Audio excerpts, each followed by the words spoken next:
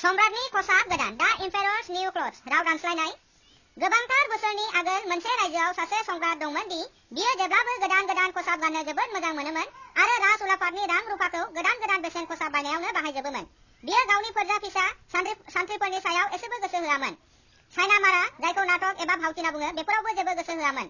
गारि मटर सोलोंनाय गराय दाब्रायनायफ्रावबो गोदान खसाब गाननानै दिन्थिनो मोनागौमानि एसेबो गोसो गैया जायोमोन।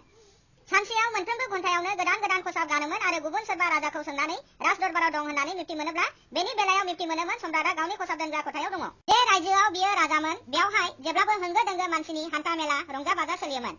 सिनायै मानसिफ्रा जेब्लाबो गोसोबादि थांलाय फैलाय खालामोमोन। सानसेखालि सानै थगायसुलाया फैनानै गावसोरखौनो सि जोम दाग्रा होननानै लानायसै आरो बुंनायसै दि गावसोर ओरैबादि मोजां मिहि खुन्दुंजों दानो हागौ जे बियो रावनिजोंबो रुजुजाया। गाव आरो महर होनाया जे साबसिन बेनिल' बाथ्रा नङा, जेबादि खुन्दुंजों सिखौ दागोन बे सिहा ओरैबादि आलादा गुनाखि थागोन जे जाय मानसिफ्रा गाव गावनि खामानिनि थाखाय उदायै एबा जोबोरैनो जाम्बा बिसोरो बे खुन्दुंनि खसाबखौ नुनो मोननाय नङा।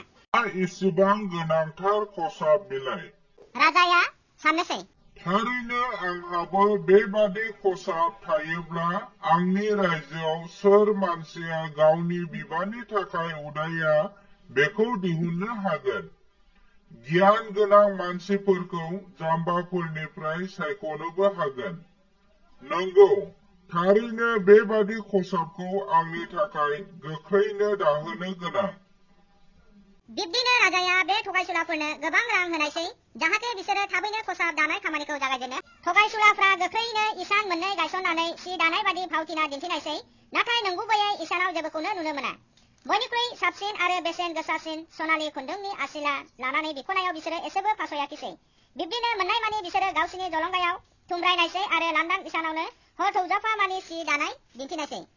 खुन्दुंफ्रा बेसेबां जोबखो बेसेबां दाखांखो आं जोबोद नायनो लुबैबाय होननानै राजाया गोसोजों गोसो साननायसै, नाथाय गोसोनि बाथ्राखौ बेखेवनानै बुंनो एसेबो साहस खालामाखिसै। मानोना बे बाथ्राया राजानि गोसोआव थि दं दि जाय मानसिया जाम्बा एबा गावनि बिबाननि थाखाय उदाया बे मानसिया माब्लाबाबो बे खुन्दुंनि सिखौ नुनो मोननाय नङा।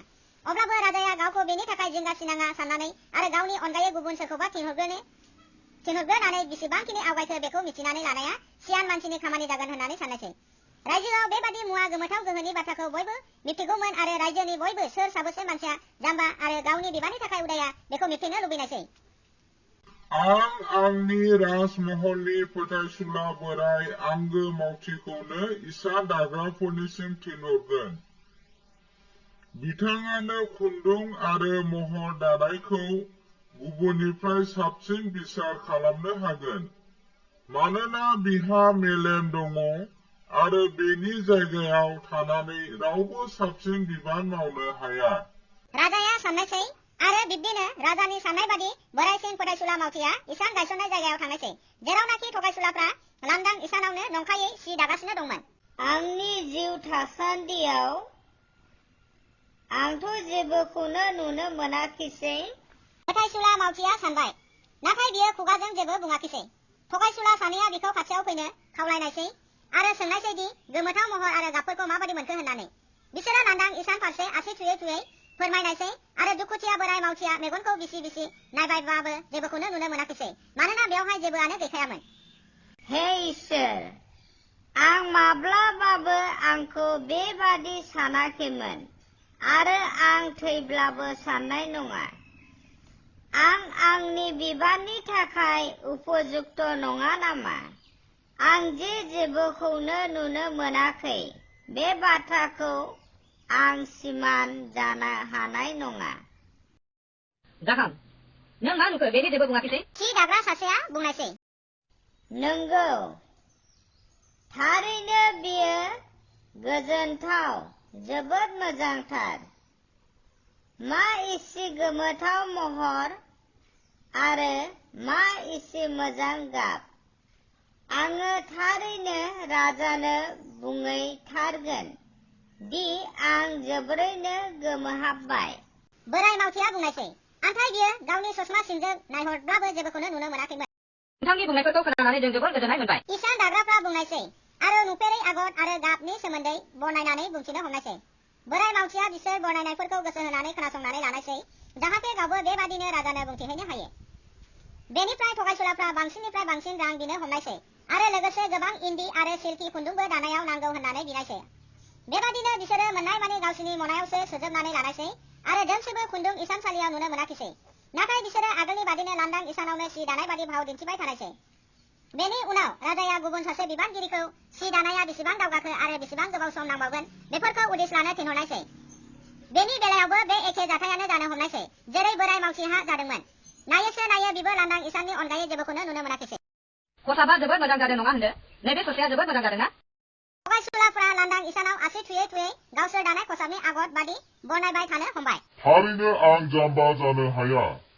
बेबादिब्ला आं आंनि बिबाननि थाखाय थारैनो उदायै जानांगोन। बे बाथ्राया थारैनो जोबोद मिनिजाथाव। नाथाय आं जोबोद सांग्रां जागोन जाहाथे रावबो बेनि सोमोन्दै जेबो मिथि मोना। बिबानगिरिया सानबाय। बिब्दिनो बियो जेबोखौनो नुनो मोनाखैमोनब्लाबो सिमान जायालाबानो बाख्नायनो हमनायसै आरो मोजां गाबनि बिदाब आरो आगरफोरखौ जोबोद मोजां मोननायनि थार फोथायनाय होनायसै। बियो नंखायैनो गोमोथाव। बिगियानगिरिया राजानो बुंहैनायसै। दानिया राजाया इसानखौ दाबाय थानायावनो गावनो नायहैनो जोबोद उसाव बादाव जानायसै। आगोलावनो थांखानाय सानै बोराय फोथायसुला मावथिखौ लाफानानै गोबांथार मानसिखौ सायख'ना लोगोसे लानानै राजाया दुथां थगायसुलाफोरखौ नागिरनो थांनायसै। बे समाव बिसोर इसानाव दोंसेबो खुन्दुङानो गैयामोनब्लाबो मुखुबैनो सि दागासिनो दंमोन। जोबोद मोजांथार नङा ने महाराजा? बे जोंख्लाब जोंख्लिब महर आरो बै बेसेन गोनां गाबफोरखौ जोबोद नायबाय थाथावथाव नङा ना? बै सानै बोराय मावथिया बुंनायसै। बेनिफ्राय बिसोरो लांदां इसानथिं आसि दिन्थि हरनायसै। नाथाय बिसोर सानैबो सासेया नुनो मोनो होननानै सानदोंमोन। मा बाथ्रा जानो हागौ जाखो बेलाय? आं मुंबो नुनो मोना।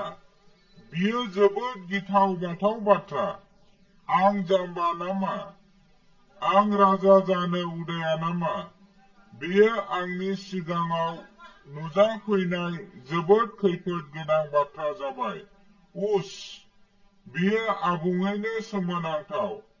बेयो आंखौ राजा गनायजानायाव थारैनो हेंथा होसिगोन।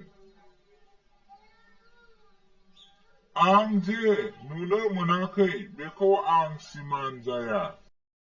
राजाया गोसोजों गोसो साननायसै। बेबादिनो बियो गावखौनो गाव गनायनानै लानायसै आरो लांदां नायहरबाय थानानै साननायसै।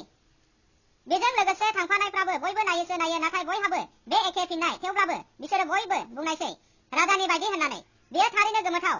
बिसोरो बयबो राजाखौ बे थगायसुलाफोर इसान दानायनिफ्राय माखासे खसाब गोदान लानानै बेखौ फैगौ हानजा सुरनायाव गानजेननो थाखाय खावलायनायसै। मेगनिफिसेन्ट, एक्सेलेन्ट प्रतिज्ञा सोदोबफ्रा बयनिबो खुगानिफ्राय ओंखारनो हमनायसै आरो बयबो जोबोद रंजानायसै। राजाया बे थगायसुला सि दाग्राफोरनो गुदाम गुदुंनि सायाव लागायनो गहेना होनायसै आरो नाइट अफ द लुम उपाधि होनायसै। हानजा सुरनायनि सिगां बिसोरो हरफामानि 16नि बारा ममबाति सावनानै खामानि मावनो हमनायसै। राजानि खसाब गोदानखौ दाखांनो थाखाय बिसोरो बेसेबां नांथाबदों बेखौ मानसिफ्रा नुनो मोननायसै।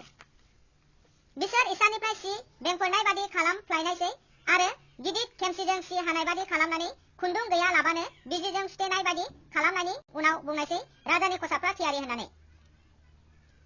बेनिफ्राय राजाया गावनि गनायजाथाव दरबारिखौ लाफानानै गावनो नुजाफैनायसै आरो थगायसुलाफ्रा आखायाव माबा मुवा दैनाय बादि खालामनानै दैखांनानै बुंनायसै नैबेफोर महाराजानि हान्थुआव गानग्रा खसाब, नैबे महाराजानि राज खसाब, नैबे महाराजानि जोमग्रा आरो बायदि बायदि। बेफोर गासैबो बामलेमानि जे बादिनो हेजें। सोरबा बेखौ गानोबा जेबोखौनो गानै बादि मोनगोन। नाथाय बेनो जादों बेनि समायना महर। थारैनो नंगौ, राज दरबारिफ्रा बेबादि बुंनायसै। नाथाय बिसोरो जेबोखौनो नुनो मोनाखैमोन मानोना बेवहाय नुनो गोनां जेबो गैखायामोन। बिदिब्ला महाराजाया अननानै गावनि गाननाय खसाबखौ फुनो राजि जायोब्ला थगायसुलाफ्रा खावलायनायसै जों आयना गोलावनि सिगाङाव गोदान खसाबखौ नोंथांनो गानहोनायनो हागौमोन। बिदिनो राजाया गावनि गाननाय सिफोरखौ फुनानै फारसेथिं दोननायसै आरो थगायसुलाफ्रा राजानो गावसोर बानायनाय खसाबखौ मोनफा मोनफा हरनाय बादि खालामफ्लानायसै। बिसोरो राजानि जानजि फिदिं फिदिं फाननानै होनायसै आरो माबा खाथेनानै होनाय बादि खालामनायसै। बिदिनो गाननो फोरोंनाय जादोंमोन आरो राजाया आयना गोलावनि सिगाङाव थानानै गिदिं गिदिं नायबाय थानो हमनायसै। राजानि गोदान खसाबा बेसे मोजां, जोबोद समायसिगोन राजाया। बेसे मोजां गोरोबदों। बयबो बुंनो हमनायसै बेसेबां मोजां महर बोनाय, बेसे जोंब्लाव माब्लाव गाब। बे गासैबो राज फोलेरनि बेसेन गोसासिन खसाब। हानजा सुरनायाव राजाखौ दैखांनो चन्द्राथपआ बाहेरायाव नेनानै दङ। राजउलाफादनि गोजौ थाखोनि मावथिया फोसावनायसै गाहाम, आंनि आन्दाजाव आं थियारि। राजाया बुंनायसै नोंसोरो गोरोबनाय नुवाखै नामा? आरो बियो गावखौ आरोबाव आयनायाव नायनो हमनायसै। एरै नायलाय फारसेथिं नायलाय खालामनायसै जेन'बा थारैनो गाव गावनि खसाब गोदान गाननायखौ जोथोनै आन्दाज खालामदों। राज दरबारनि मावथिफ्रा जायफोर राजानि खसाब बुद्रुनायखौ हायाव गंनानै आसिजों गोग्रोम बायनानै माबा थाग थियारि खालामनाय बादि खालामफ्लानायसै। बिसोर गावसोरनि आखाइखौ गोजौ दैखांनानै थाबायनायसै नाथाय बिसोरो जेबोखौनो नुनो मोनाखै बेखौ सिमान जानो जेबो थुलुंगानाय मोनाखिसै बेबादिनो राजाया समायना सन्द्राथपनि सिङाव थानानै हानजा सुरनायखौ जागायजेननायसै आरो मानसिफ्रा साफ्रोमबो लामा आरो न'नि खिरखिनिफ्राय बुंनायसै हाबाब मा एसेबां साबसिन हामसिन राजानि खसाब गोदानफ्रालाय इसे जोंब्लाव माब्लाव खसाब मा एसेबां गोरोबदों रावबो सिमान जानो लुबैयाखिसै दि गाव जेबोखौनो नुनो मोनाखै मानोना रावबो गावखौ गावनि बिबाननि थाखाय उदायै फोरमान होनो साना एबा जाम्बा दिन्थिनो लुबैया रावबो राजानि खसाबा माब्लाबाबो बेबादि जाफुंसार जानो हायाखैमोन नाथाय बियो जेबो खसाबखौनो गानाखै सासे गथ'आ हरखाबै बुंहरनायसै साबायखर खोनासं बे गोथार गथ'नि बुंनायखौ बिफाया बुंनायसै आरो मानसिफ्रा बयबो खोमा खोमा बुंलायनो हमनायसै गथ'आ मा बुंदों नाथाय बेनियाव जेबो खसाबानो गैया बे गथ'आ बुंदों दि बियो जेबो खसाबखौनो गानाखै नाथाय बियो जेबो खसाबखौनो गानाखै उनावहाय सारा नोगोरानो होख्रावनो हमनायसै राजानि गोसोआव एसे बागदावखांनाय बादि जानायसै मानोना बियो राजाखौ सानखांनो खराग होबाय दि मानसिफ्रा थारखौनो बुंदों बयबो रोखोमसेयैनो राजाया गावनो साननायसै नाथाय आं बेबादि हानजा सुरनायाव जोबागौमानि थांबाय थानांगोन बेबादिनो बियो बिखा फोरदानसिननानै आरो गावनि खर'खौ आगोलनिफ्राय जौसिन दैखांनायसै आरो राजदरबारि मावथिफ्रा राजानि खसाब बुद्रुनायखौ जेबो गैयाब्लाबो दैखांनो भावथिना खालामनायसै